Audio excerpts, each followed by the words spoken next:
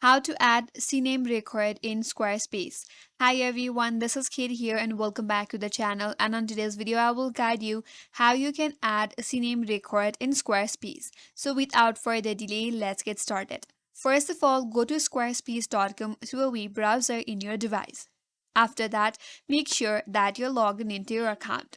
Once you're logged in, from this homepage, navigate to your profile icon at the top right corner, just in front of the Get Started button. Hover your mouse over to your profile. From this drop-down menu, click on Domains. So under this domains, you will find all of your domain here.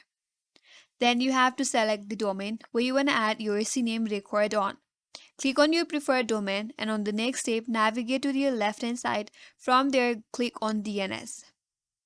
Now you'll be taken into next step where you can add your record on. Under custom record, add and click on add a record. Now you have to add your CNAME record. Under the type in CNAME, then you may have to enter other information such as host and other details. Follow the instructions carefully and add all of the details. Once you're done with that, click on add record, and with that your CNAME record will be added in your Squarespace. That's it, and that's all for today's video. Hope this video was helpful, and if you are new to our channel, consider subscribing. Thanks for watching and stay tuned for more videos.